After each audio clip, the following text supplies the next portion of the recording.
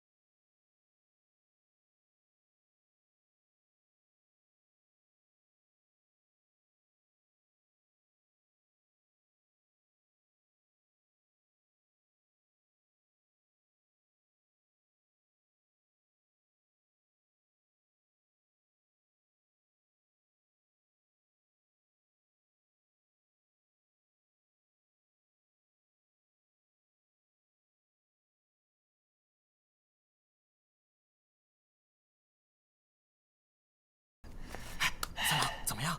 裴府不过如此。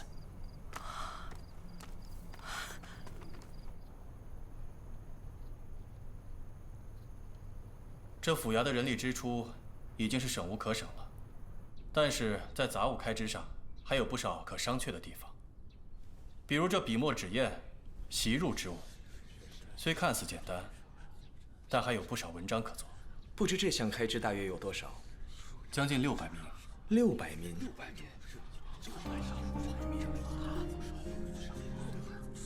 不错。早年间，西周的纸张都是要从敦煌买入的。这些年，司马在西周开了工坊以后，情形才好了许多。但是，往来的公文依例还是得用益州黄麻纸。若是都能用本地粗麻纸，那还能省下200-300名。是啊，若以夏末换上末，暂停更换习入、毡毯之物，现在算下来，将近有300余名。都护府支出的杂项开支，最大的一笔便是纸。我朝官府公文用的都是上好的益州、杭州等地的细麻纸，西周亦然。若是按照账册所记，每年要用掉上好的益州麻纸有300多贴，每贴的价格是800文钱，这比长安的价格要贵上1倍之多。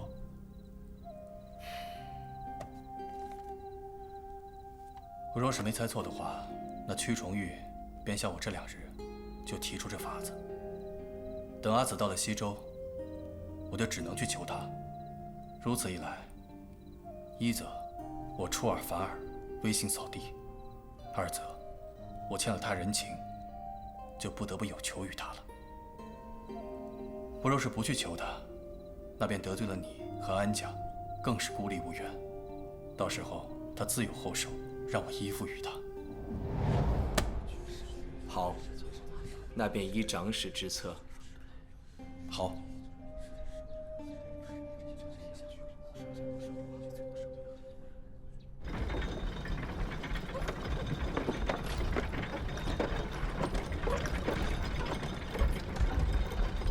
嗨，我觉得啊，裴金简没什么了不起的。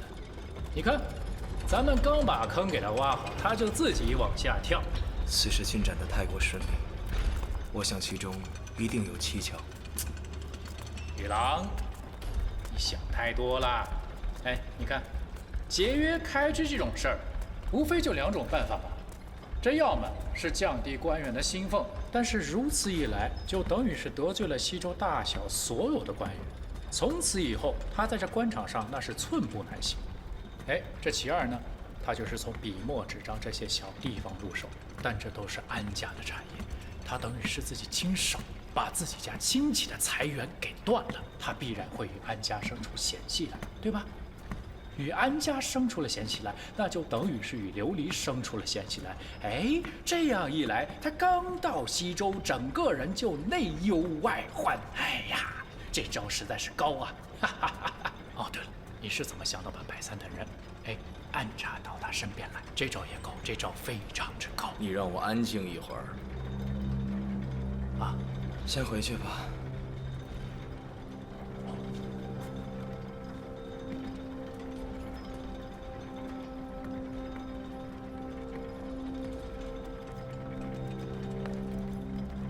玉郎，有事叫我啊。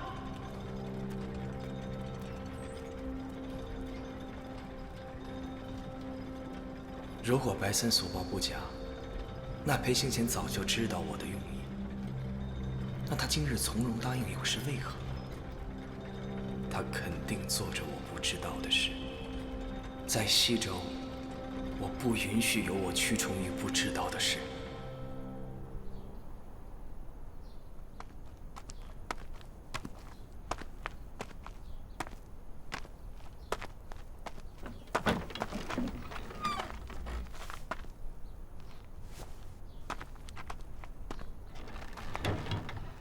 裴长史今日拨冗前来，小女子实在是有事相求。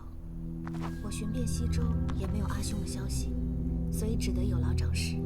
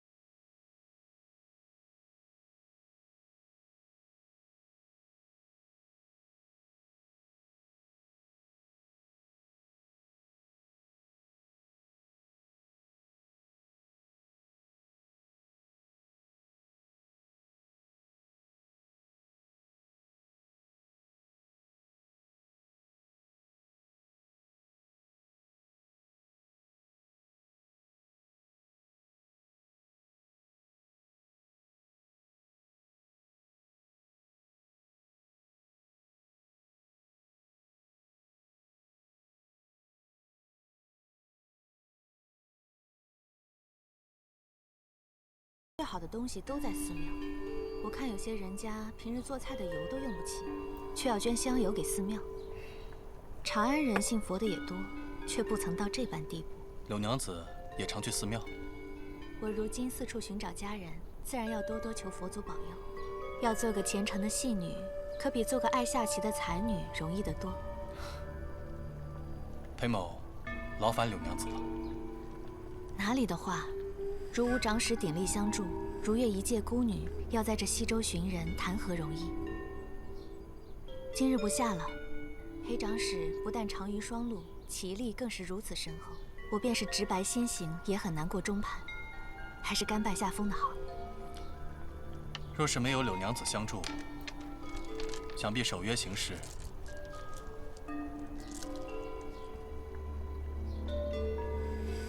难以掩人耳目。明日我便会出城，去附近几处屯军的守拙和牧场，探寻方兄的下落。有劳裴长史了。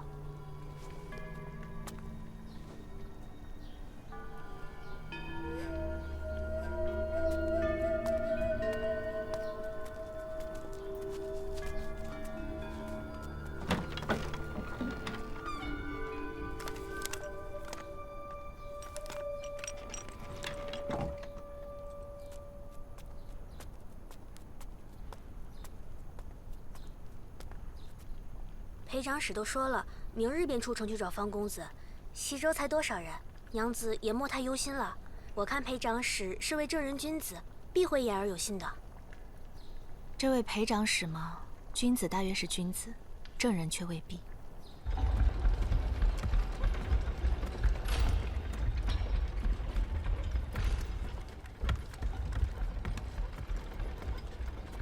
司马，怎样了？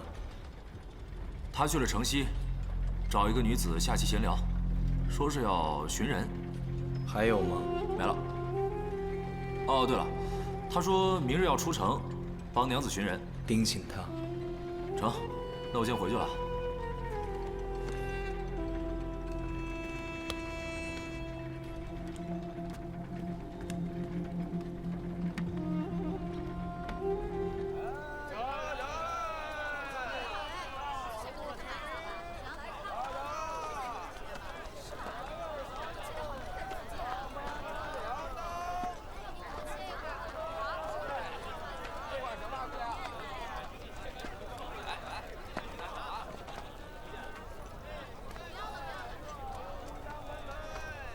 娘子可是要看白蝶？店家，还有没有更好的白蝶？娘子这说的哪里话？这便是最好的白蝶了。不信你去别处瞧瞧，哪里还能有这么松软大朵的？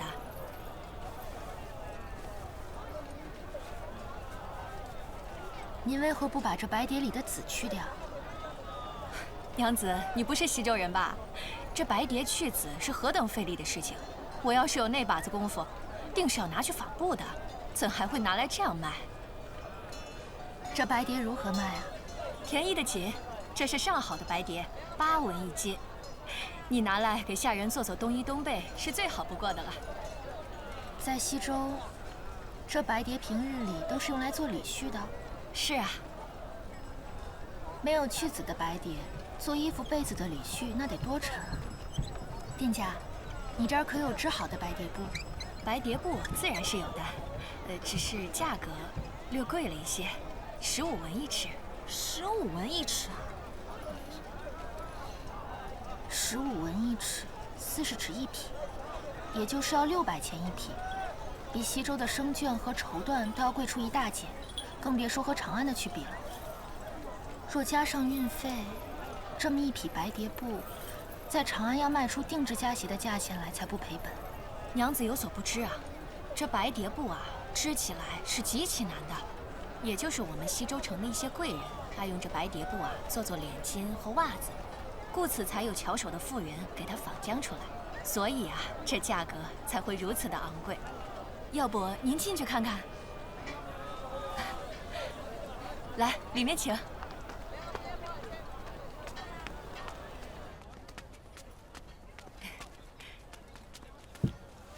娘子看一下。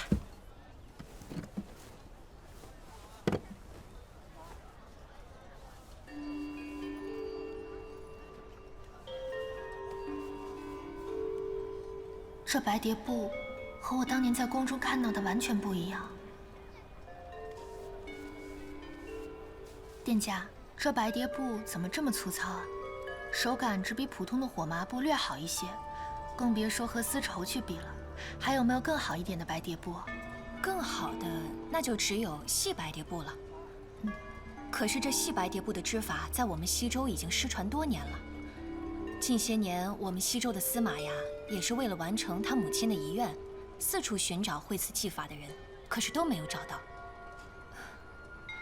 现如今若想见这细白蝶布，估计就只有前去长安城的皇宫了。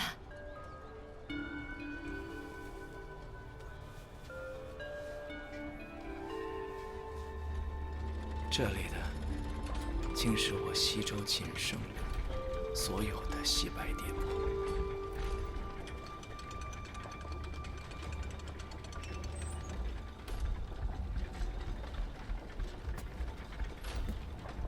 你说你这青天白日的，喝那么多干什么？喝就喝吧，你也不叫我。哎，你说这细白蝶布的纺织法，本是我高昌国的不传秘术，随着那场残酷的战争，这秘法也就此失传了，可笑吗？我知道，你想要完成你阿娘的心愿，但是这么多年了，咱们寻遍了西周，也没找到一个会此技法的人。这事儿啊，是时候该放下了。玉郎，你务必要替阿娘完成这一心愿。你要记住，若能寻到这细白蝶布的织法，西周百姓的日子便会好起来的。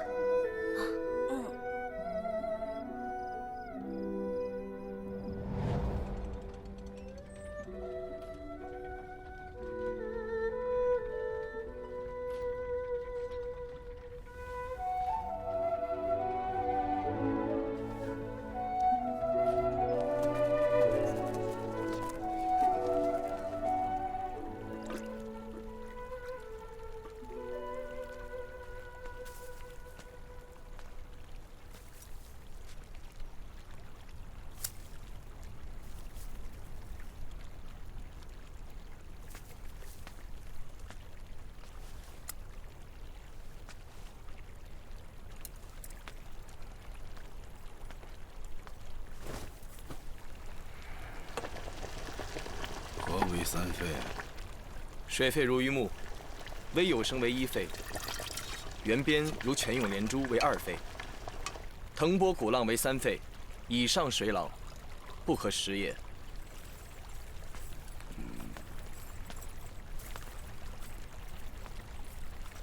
尝尝。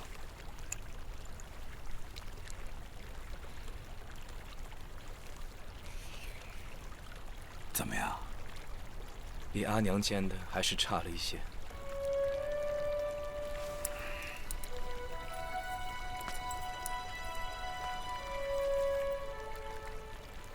我知道他的忌日将至，你们兄妹2人不用一遍又一遍的来提醒我。静娘来找过您了？之前刚来过。又跟您吵了？这几年他何时给过我好脸色？阿爷，今年阿娘的忌日，您会与我们一同去吗？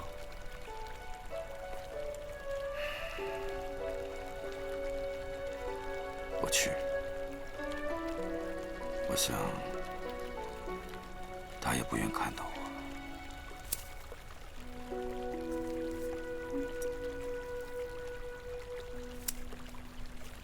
哦，对了，那个裴行俭呀，绝非是等闲之辈，你莫要轻视于他。我不会轻视任何人的。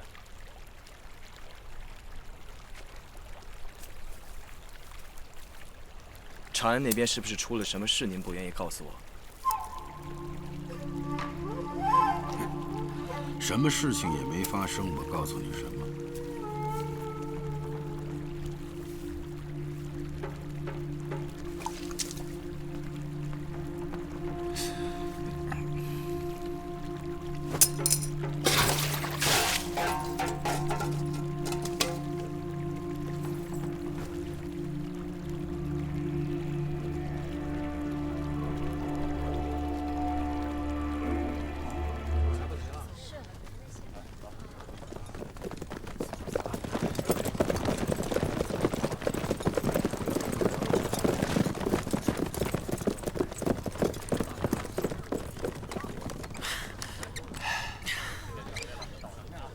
三郎，你说这裴长史不老实在府衙待着，这天天老往城外跑干啥呀？管他们干啥？这里是西周，他们能兴起什么大风大浪来？在这守好了，一旦回来，立刻向我汇报。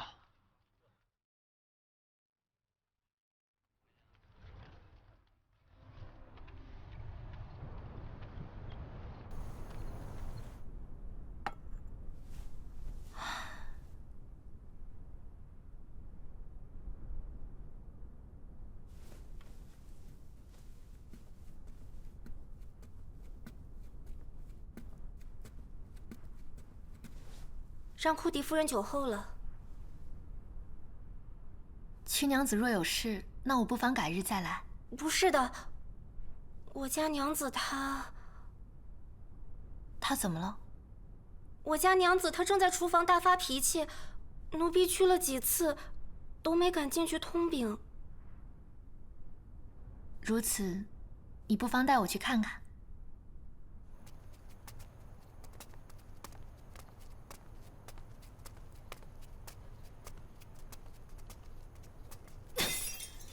不行，不行，完全不对！下一个。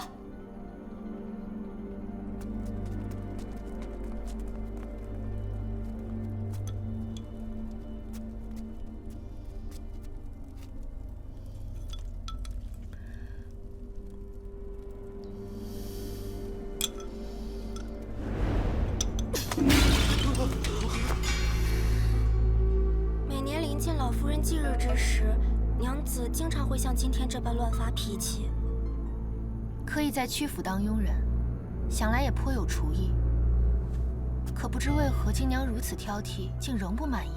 库迪夫人误会了，我家娘子并非是因为肴馔不美味，而是她找寻不到幼时记忆中那令她难以忘怀的味道。老夫人生前也善厨艺。奴婢入府较晚，未曾有幸得见老夫人。但听闻老夫人性情与娘子无二，喜欢弓马骑射，多与女工烹饪。不对，不对，全都不对！都多长时间了？啊！你们真的是废物吗？连一碗粥都做不好，要你们何用？小僧无能，小僧无能。琉璃见过静娘。先回去吧，今日没有心情。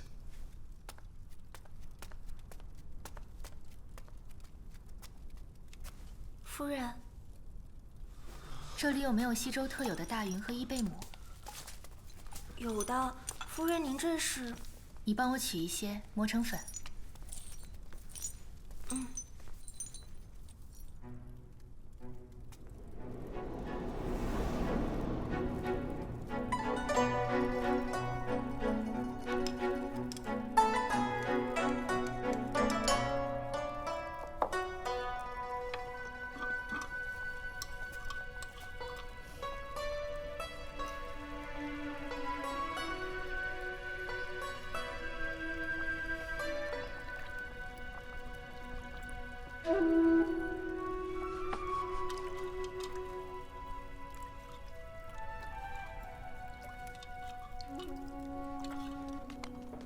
当年首任西安都护乔师望在西周推行唐制，手段那是极其狠辣呀。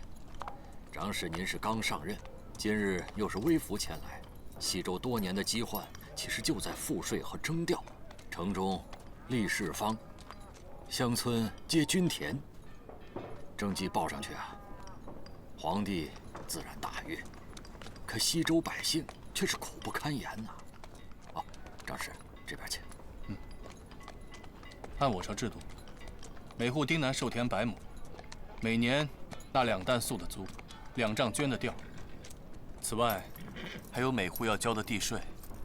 如此算来，每年4担粟米，2丈绢帛，其实也算不得什么。但长史可知西周所谓的均田，每丁实际得田多少啊？还望村正指教。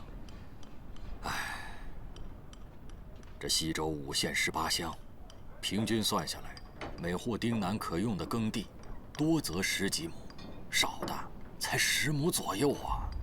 怎会如此之少？长史应该知晓，我朝的授田制度分宽乡和狭乡，狭乡田少则赋低。那乔师望好大喜功，授田以荒丘和沙地充数，生生把个西周给变成了宽乡啊！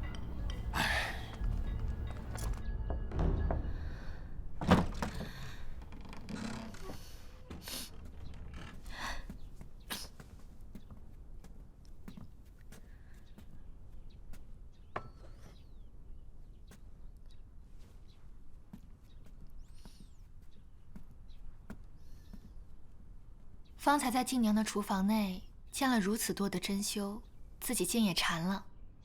琉璃未经静娘允许，偷用厨房做了碗粥，现下端来给静娘品尝，全当是琉璃私用厨房给静娘的赔礼了。看来你不光善绘画，懂厨艺，胆子还不小。只是略懂，厨艺不好，还请静娘见谅。你当我是在夸你吗？难道不是吗？之前我还好奇，到底是什么样的人让我父兄如此紧张？果真不简单。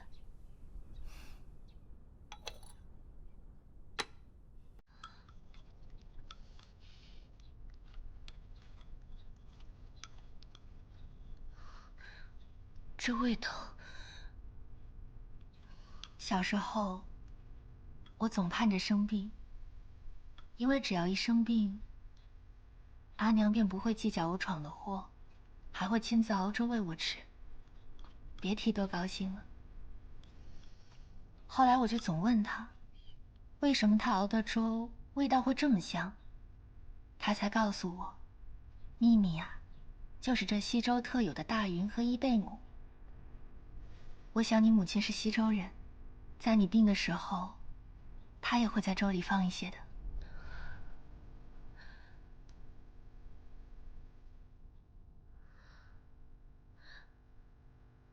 静娘乖，娘亲做的粥好不好吃？来，乖乖把粥吃完，病就好了。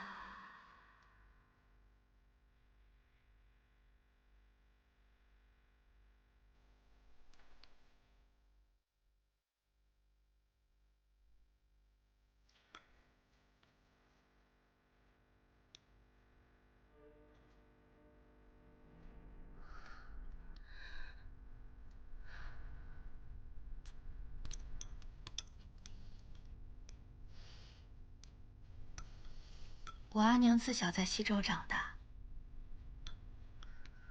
她在生前对我说过最多的，便是西周的朗阔风光。她说，等我长大，她要同我一起在西周的草原上骑马牧羊，过自由自在的生活。如今我做到了。还带着夫君一起回到了西周，可他却不在身边。即便现在我真的生病了，也再也吃不到阿娘熬的粥。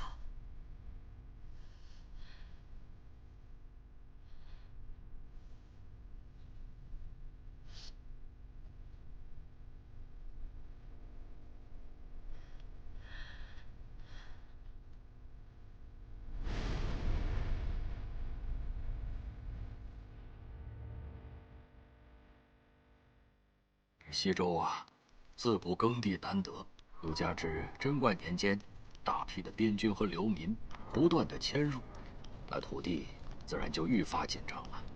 且西周种桑养蚕也颇为不易，光吊这一下便难以不足，往往花钱采买外地高价棉帛，以至于西周欠调比欠租更为严重。那乔都护在任时，为何不曾拖欠？那乔都护手段极其残忍啊！当年西周的百姓宁可卖地卖房，他也不敢拖欠呢。自屈都护到任后，体恤百姓疾苦，把每年的租调只征收到30%。就在这种情况下，还修建公房，宽待行商，开源节流之下，才勉强维持了现在的局面呢。哎，哦，张氏大人，小的就送您到这儿吧。好。哎，韩医生，求求你救救我们家牛牛吧！求求你救救我们家牛牛吧！韩医生，求求你救救我们家牛牛吧！求求你了！求求你救救我们家牛牛！郎君，孩子，算了，不要为难韩医生了。咱们家穷，付不起医牛诊费的。我不要我牛牛死。我们今天就是医好了它，到了交租调的时候，不是还得卖掉吗？那咱家就只剩这一头牛了呀。这也没办法呀。对不起，这5城乡啊，10户有8户如此。若是让他们继续再缴纳征调，这不是把人往死里逼吗？郎君，要不我们……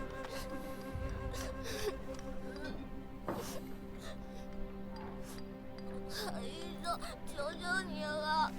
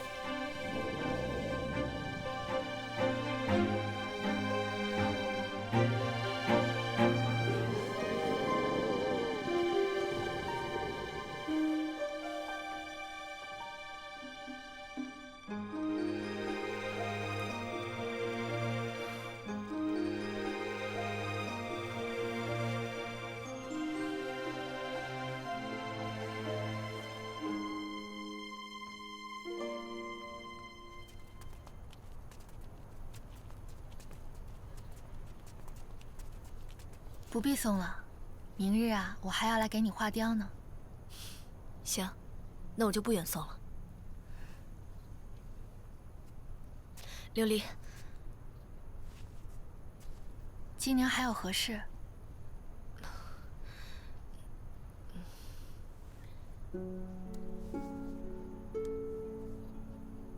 不必说了，你的心意，琉璃心领了。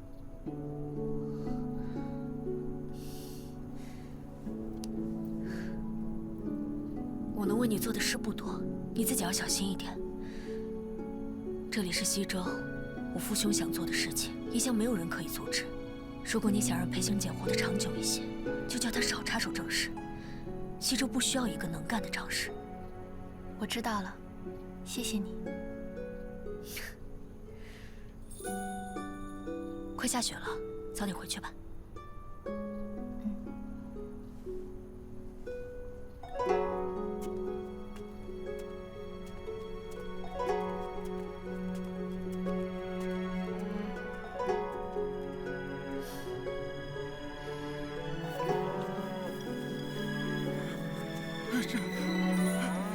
谢谢韩医生，谢谢韩医生，谢谢韩医生，谢谢韩医生，谢谢韩医生。想不到此人真有些本领啊！周村正啊，你可识得此人？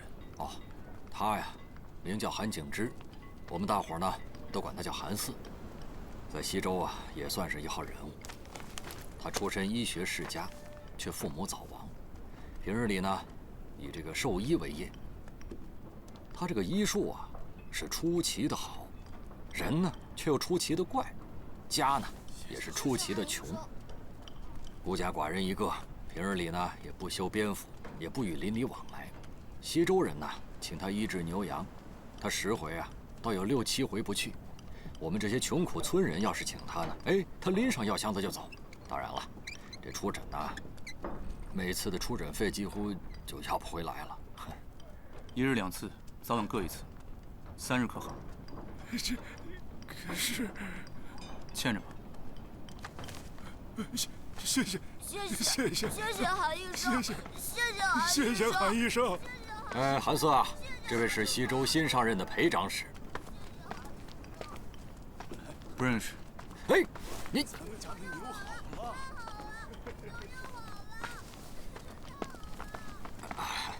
裴长史，请见谅啊，这小子呀，他就这样。罗芳，阿成，我们走。好。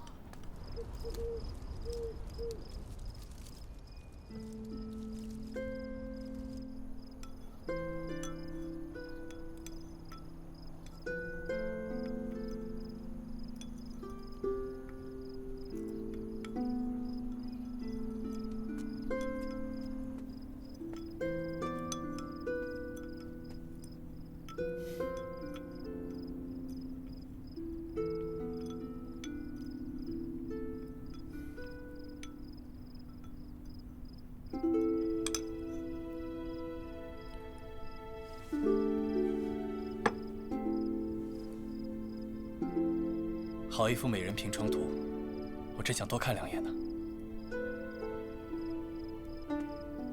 今日开始下雪，你怎么也不披件长衣啊？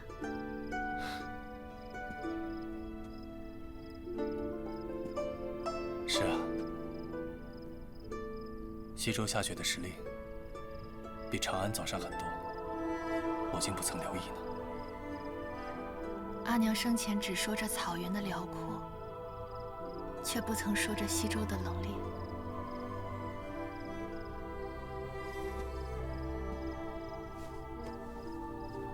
对不起，是我疏忽了。好端端的，为何要道歉啊？来西周安顿后，本该祭奠岳母，这里是他一生向往之地。送你回西周，也是他的夙愿。如今我们到家了，却因为公务耽搁，实属不堪，都怪我不好。你无需自责，阿娘自是会理解你的苦衷。守月，你说我们回来，阿娘会高兴吗？会，只要你平安喜乐，就是她最想看到的。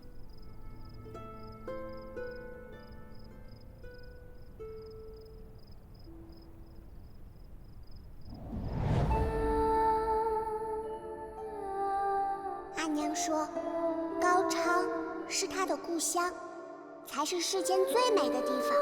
只有在高昌，才能过上自由自在的生活。阿娘，你还是抱我吧。来。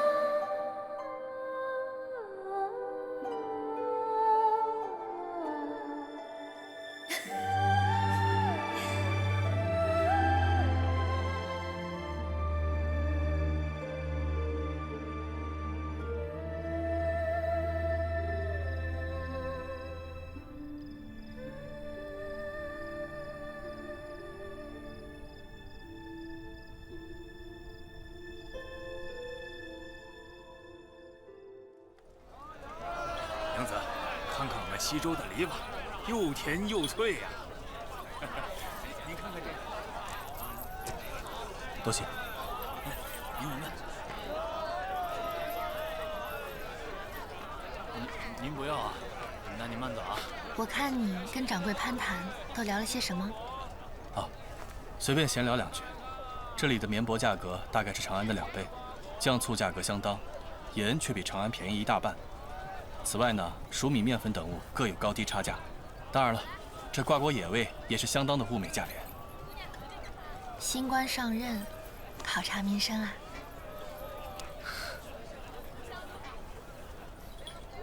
走，跟我来。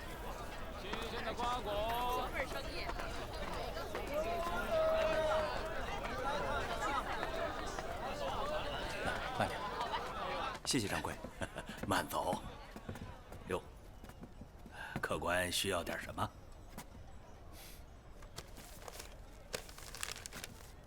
请问有没有细麻纸啊？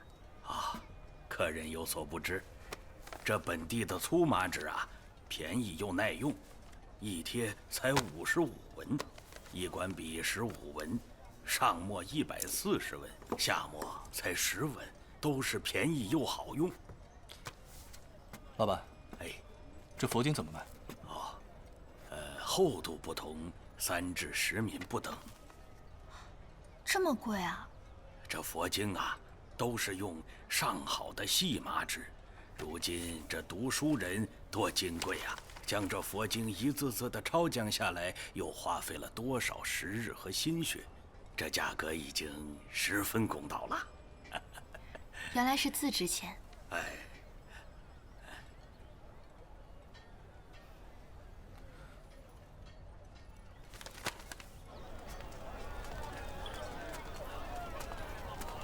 你拉我来买这佛经，是有何打算呢？自然是有大用场。若无意外的话，三娘的那车纸就着落在她身上。哦，我明白了，原来你早便打好了主意，昨日才那般胸有成竹。你又瞒我。我也是昨日才有这个念头。其一，昨日不知道佛经的价格；其二，不知以安家之力能找到多少抄写之人。此事得去安家长辈家拜访之后，才能算出个大概。总之，按照那家店的价格，这一车纸只要出掉1小半，三娘就不会太亏。如果不成的话，为父再另想办法就是。可是这一卷大概要用10几张纸，按你计算的，至少要抄出1000来本。每本佛经总得有3000多字，要1个月的时间抄出来，至少也要20来人才成啊。哼哼。